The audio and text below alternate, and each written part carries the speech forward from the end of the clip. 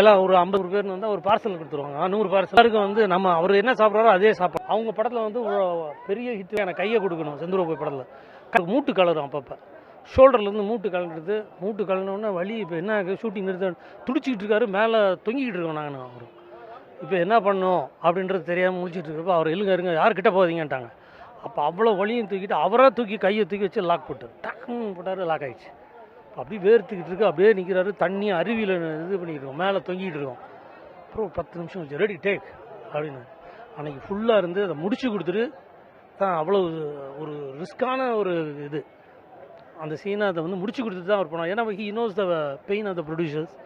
சின்சியரான ஒரு இது, ஒரு நல்ல வந்து மனிதாபிமானி.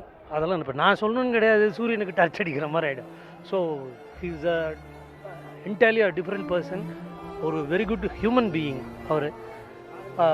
இவ்வளவு மன வலிமையும் வந்து உடல் வலிமையும் உள்ளவர். நான் எப்போவுமே அதுக்கப்புறம் ஒரு 20 படங்களில் வந்து நான் சாரோட இது பண்ணி பக்கத்து செட்டில் இருக்கும் ஷூட்டிங். எப்போ பார்த்தாலும் அவர் ஃபைட் பண்ணிட்டு தான் இருந்தது. எல்லாம் அவர் பெரிய ஆக்ஷன் ஹீரோ. எப்போ பார்த்தாலும் எங்கேயாவது தலையில் தொங்கிக்கிட்டு இருப்பார், இங்கே அடிச்சுக்கிட்டு இருப்பார். அவ்வளோ வந்து ஒரு பவராக ஒரு சிங்கம் மாதிரி ஒரு ரஃப் அண்ட் டஃப்பாக இருப்பார். இது ஆட்டிடியூடு. அப்போ ஏற்பட்டவருக்கு உடம்பு சரியில்லை. நான் போய் பார்க்கவே முடியல. ஏன்னா மனசு நான் அவரை சிங்கமாகவே பார்த்துட்டேன். ஃப்ரெண்ட்ஸ் எல்லாம் சொன்னாங்க பார்க்கணுன்னு. இல்லை நான் பார்க்கல, என் மனசில் அப்படியே இருக்கார், அப்படியே இருக்கட்டும்.